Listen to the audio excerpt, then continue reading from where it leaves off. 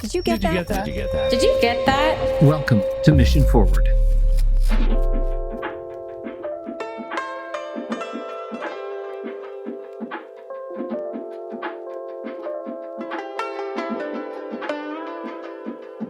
Hello, and welcome to the Mission Forward podcast. I'm Carrie Fox, your host and CEO of Mission Partners, a social impact communications firm and certified B Corporation. Thanks for tuning in to today's episode. As you're listening, you are catching us early into our 8th season of this show. And this episode is guaranteed to be a great conversation, in part because of how well I know this conversation will align with what's on your mind. Right? To zoom out, what this episode and this season is all about are the issues that are keeping you up at night.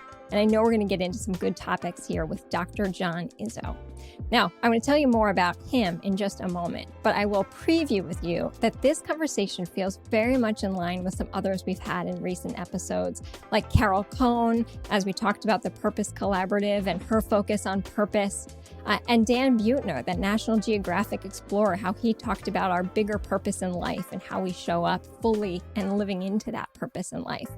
Well, Dr. John Izzo brings a powerful and purposeful approach to his work.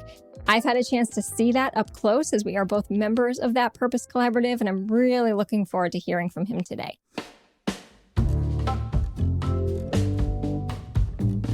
Dr. John Izzo has been a pioneer in creating successful businesses. He has spoken to over 1 million people. He's advised over 500 companies, authored 6 best-selling books, and helped some of the world's most admired companies. He's probably best known for his ability to spot trends. When Dr. John Izzo pinpoints a trend, people listen. His client lists includes many companies that you know well: IBM, the Mayo Clinic, Verizon, WestJet, Microsoft. Plus, he's been featured many times in Fast Company, the New York Times, and CNN, so we are thrilled to have him here. So, as you all know, our conversations here at Mission Forward don't just exist and live for the business leaders or C-suite leaders. We're talking about issues at the intersection of communications and life because we see that intersection happening every day in the work we do. And what I think you'll find listening to Dr. John Izzo is that his message is relevant to wherever you are, whatever position you hold, and wherever this conversation might find you today.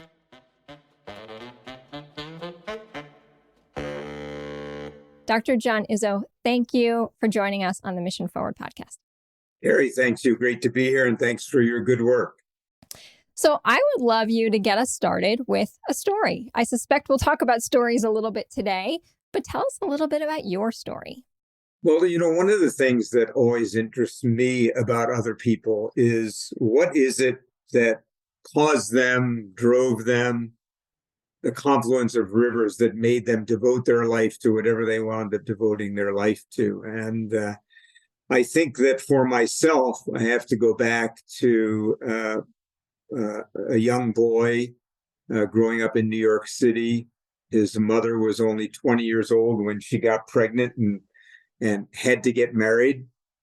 And 6 months later, his mother and father decided it wasn't working, and they split up. The father moved 2 hours away, a 2-hour drive away in Connecticut.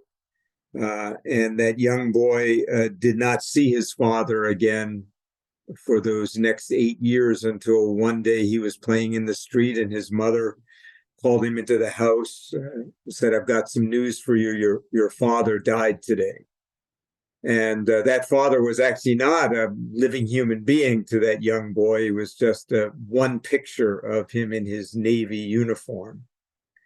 And, at 8 years old, I really didn't know how that would impact who I was and what I would wind up doing with my life. But Carrie, I think a lot of who I am can be explained in that story. My empathy and my big heart for others who hurt, as a young child. I didn't even know actually how abandoned I felt by that experience of my father being missing in my life. It really took me years to figure out how important that was. But also, Carrie, as I got older and realized that my father had died at 36 of a sudden heart attack, that I realized that perhaps if my father had gotten to live longer or thought more deeply, he might have made different choices. So rather than getting angry, I sort of channeled that energy into asking, how could I help others be more intentional in their lives and maybe make better choices? So I think a lot of who I am is described by that. And then the subtext is growing up in the 1960s in the face of nuclear war and the beginning realization of environmental destruction in a very religious family. I think I had the sense that everything around us was sacred and the story we were writing wasn't really a story we would be proud of. So I think my whole life has been about helping other people and myself write a better story than the one we might live if we didn't think deeply about what we were doing. So that's kind of, I think, the best explanation of who I am and why I've wound up doing what I do. Well, that's a beautiful story. Thank you for sharing that with us. John, I can only imagine what it was like as a kid to have that moment and how that changed your trajectory as a kid. You talk about how you use that to fuel your work and your purpose. I imagine that didn't happen at 8, but over time, you started to have these aha moments that you were thinking about carrying forward that experience into your work. Take me forward a little bit more. Can you pinpoint that moment when you said, I am going to make my career this work? Yeah, it's a really good question. And, I always was a do-gooder for whatever. And this is the part I think that, for all of us, there's two stories of who we are. There's the nurture story, which is the experience of our early upbringing that I just told about my father and my mother. And there's a whole subtext even to that in my mother's side of the family, and the struggles of adolescence. But then there's the nature. And I do believe each one of us has a way in the world. And, we have something we were in a way born to do. And for those who are more religious, they may believe that has divine origin. For others may say, well, we're just this incredible cocktail of the DNA of all our ancestors that somehow came together in one unique way. No other human being will ever be exactly like you in terms of this chromosomal cocktail, if you will, of cells. That you had a kind of nature of who you were in the world. So I always was a do-gooder. But I always was type A too. I had the values of a kind of nonprofit person, but I had the energy of an entrepreneur because I could never sit still and I got bored easily and all of that. So, there's only 3 careers I ever considered doing. One is I wanted to go to law school and go into politics and run for office. Second, I thought about being a journalist. And, again, I'd grown up with, Bernstein and, those guys exposing Watergate, and may I go out and do that? Or because I'd grown up in this very religious family, perhaps I'd be an ordained minister. So a long story short, I chose the latter and I got ordained as a Presbyterian minister and spent 6 years in the parish ministry.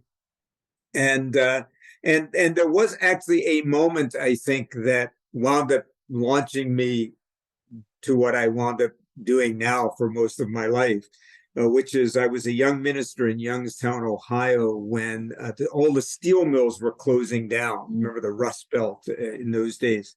And some ways the community never recovered from it.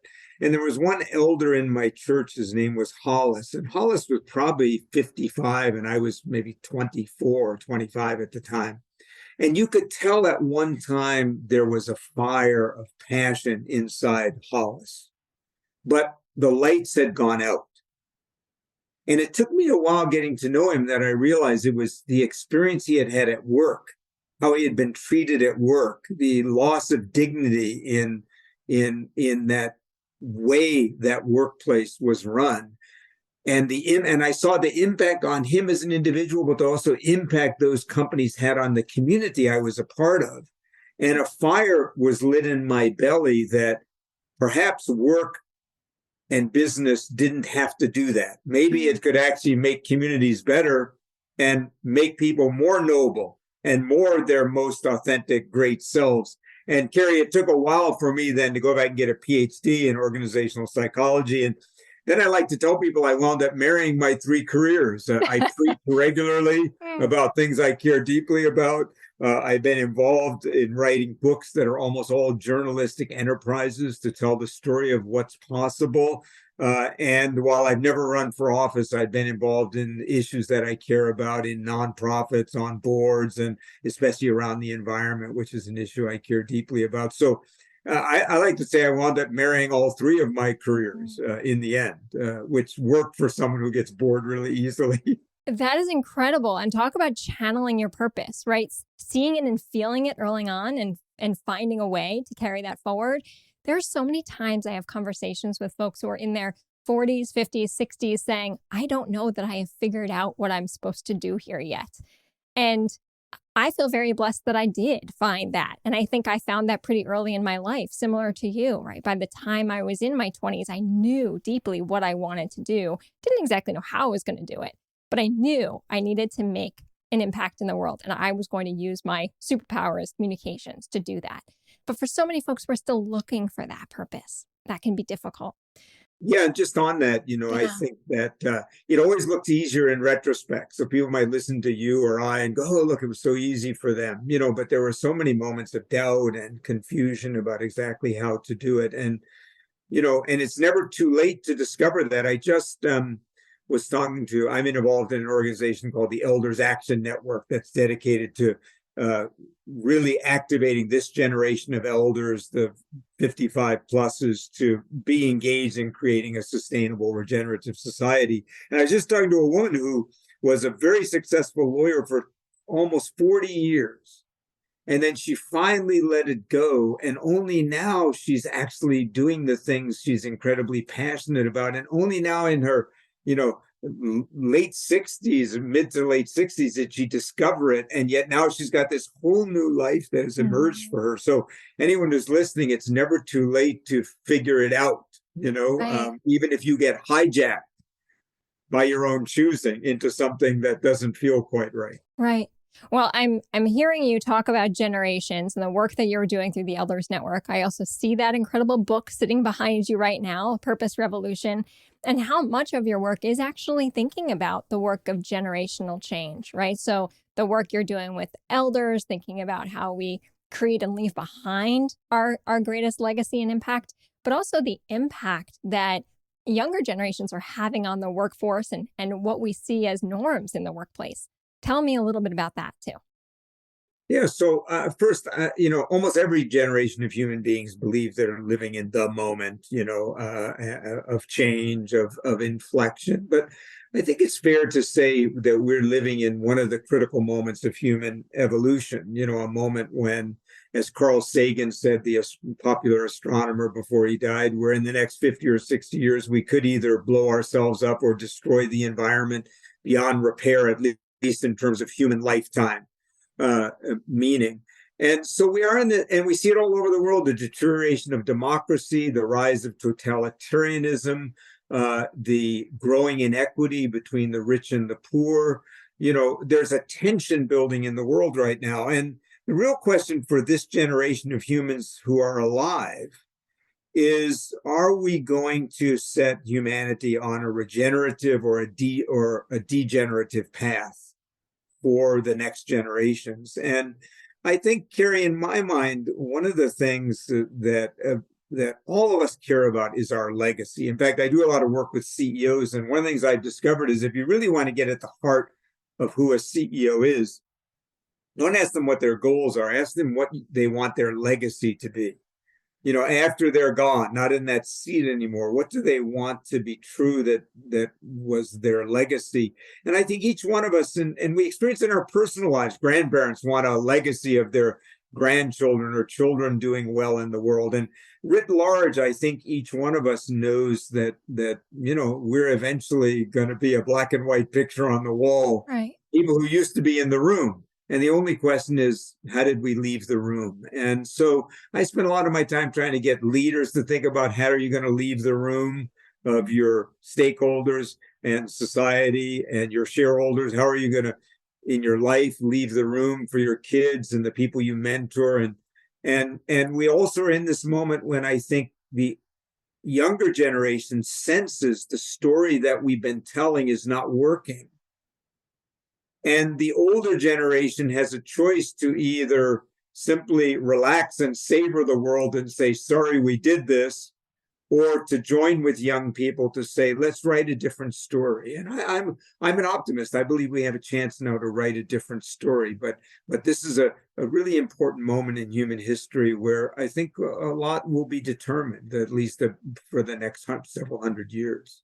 You're a trend spotter. So what are the trends you're seeing now that are worth watching and paying attention to for the folks listening today? Well, I think that, a couple of really important trends. One is the pandemic accelerated the desire that people have to have a life of their own choosing. Life is short. You could kind of go at any moment, and a lot of businesses, many that I work with treated people really well during the pandemic, some not so well. People went to their houses and worked and said, I like this. I don't like having to get up every morning and waste all that time commuting. So like people talk about this last few years as the great resignation, but I think it's actually not the right term. I think we should call it the great reconsideration. So we're in a time when people, especially younger people, but really of all ages, are reconsidering the relationship they have with work, reconsidering what's important. At the same time, there's a reckoning happening in society. And I use one trend that I think businesses need to pay really deep attention to, which is this growing sense that a few lives are getting better and better while the lives of the many are slowly deteriorating. And I think that a lot of the political unrest you see around the world are the beginnings of the warning signals that some of the important things we've held for granted, that people are not really wanting that anymore. And I'm not a socialist. I don't think the answer to that is, well, let's just, the government redistribute wealth, on some massive scale. But I think there is a reckoning that maybe the pendulum has gone too far. And so I think that, while there's a lot of ESG going on and a lot of businesses trying to do good, the level of skepticism that people have about government and business, I think, is stronger than ever. So I think that the point is there's all these tensions going on, tension between can I live my life instead of the corporate life? The tension, is this a society that's really working for everyone? The tension that with climate change and forests burning all over the world, that maybe our very relationship with the planet is dysfunctional. And at the same time, there's this incredible young generation around the world who are saying, this doesn't have to be this way. Let's write a different story. Right. And so the point I'm making is I think the old story is in its last moment. And the only question is, what's the story that will replace it?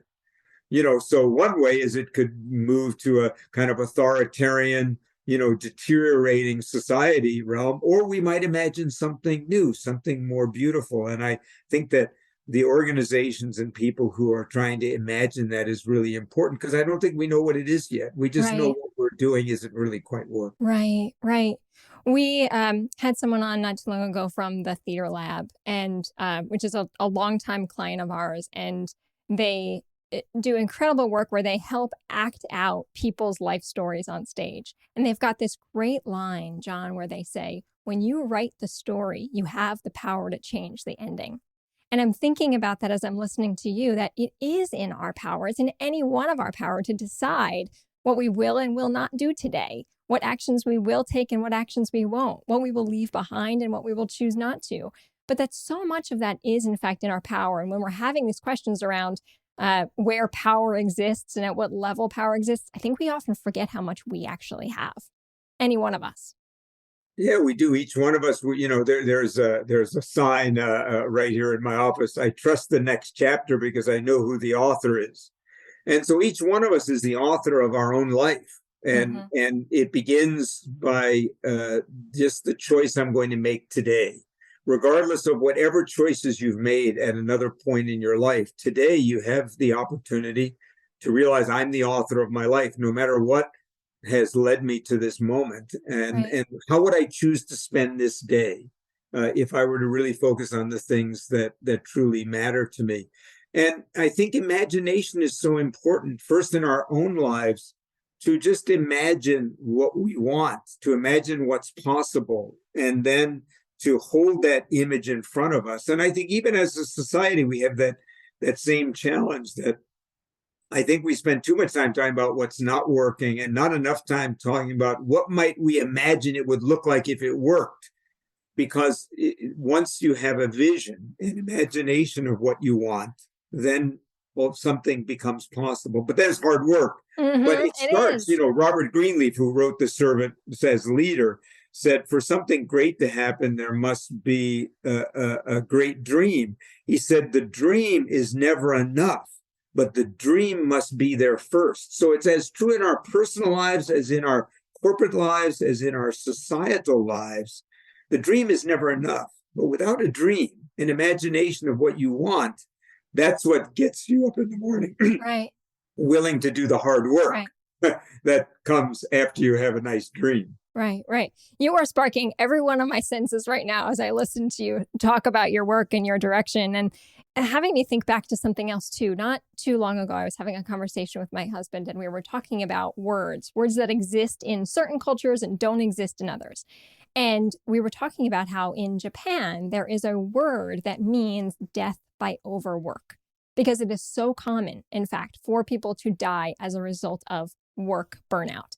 And when I hear you talk about the pandemic and what that did for us, right, as terrible as it was, and we would wish that never happened, it did give us perspective and insight into almost seeing into the future of what if we keep working this way? What if we keep going along this path, right? That would death by overwork become an American word too, an English word too. So the opportunity that you present in your work is so powerful.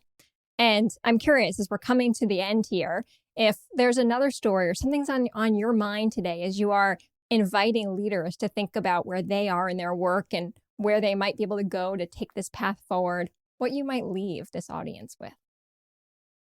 Well, I think that you're sparking a lot of my senses now, so I'll resist the temptation to, since our time is running out, to go down too many paths, except to say that language is very powerful.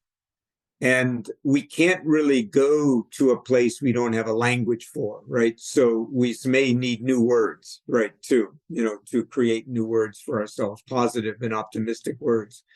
I think that my message for leaders would be the same message that I would have for every individual, which is first of all one of the things I tell people, Carrie, is there are two great tasks in life. The first task is to find yourself. And by find yourself, what I mean is to know who you truly are, to know what it is that you came here for, to know what lights you on fire and what extinguishes your fire, both on a daily basis and in the big things of life, to discover who you are and to align your life as closely as you can, never perfectly, to the contours of who you truly are. But the second great task of life is to lose yourself. And what I mean by that is that ultimately, I interviewed for my book, The 5 Secrets You Must Discover Before You Die. I interviewed 250 people who had only one thing in common. They were nominated as the wisest older person someone knew, who had discovered what life was about and had something to teach us, from town barbers to CEOs and poets and everything in between. And one of the things that I discovered is that pretty much all of them said, look, ultimately, the only thing that's going to matter to you is what you wound up giving the world, not what you wound up taking from it. What, if you will, I use the word legacy, but you could just use what was your contribution? How was the room different because you were in there? So I think for each one of us to navigate, whether you're a CEO or a frontline team member or a young person, first, who are you? And the second is, what's the difference that you want to make? And each one of us, our purpose, our sense of that legacy we want to leave might be different, right? And that's good, because there's so many things that need to be solved and imagined that it's good that we all love the same thing. So who are you? And what do you want to leave behind? And if you can answer those two questions and then hold that in front of you to remind yourself every day, that's who I am. The closer I am to that, the more I will be happy and enjoy and in my bliss. This is what I want to leave the world on a daily basis and in my life. Today, did I do this and did I do that? I always tell people the problem with life is it's so daily. You can't leave a legacy 30 years in advance. All you can do is have those two North Stars in front of you today in the choices I make. Am I being true to myself and living in my bliss? Am I leaving the legacy today in the small and the large moments, decisions I make? That's the legacy I want to leave. I think if you keep those two things in front of you every day and week of your life, you're probably going to turn out, won't be perfect, but you'll probably say, I'm proud of that and I was a pretty happy person. Well, that's a beautiful place to end. Dr. John Izzo, I am certain that I did not give this show and conversation enough credit at the top, because as we are winding down, I am feeling deeply inspired and grateful for your work and your ability and willingness to share your special gifts with the world, for finding that marriage of your gifts as you found early on. Dr. John Izzo, thank you so much for this conversation, for the sparking so much inspiration for this audience, and look forward to talking with you again soon. Yeah, thanks, Carrie. And please, people, connect to our podcast, The Way Forward Regenerative Conversations on Apple and other things. If you want to hear more of my ramblings and some great guests we have, and we hope to have Carrie on soon. No ramblings here. We will link to that podcast and to your books in the show notes. And thanks again, Dr. John Izzo. Thank you.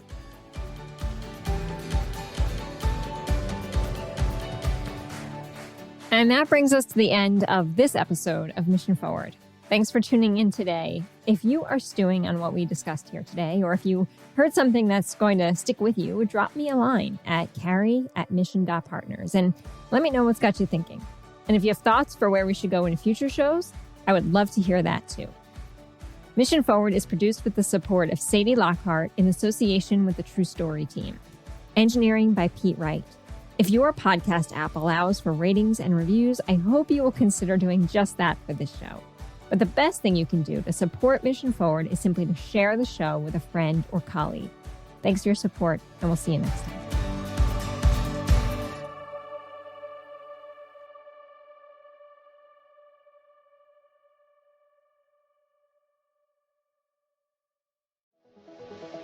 Hey all, before we wrap today, I want to leave you with one more thing.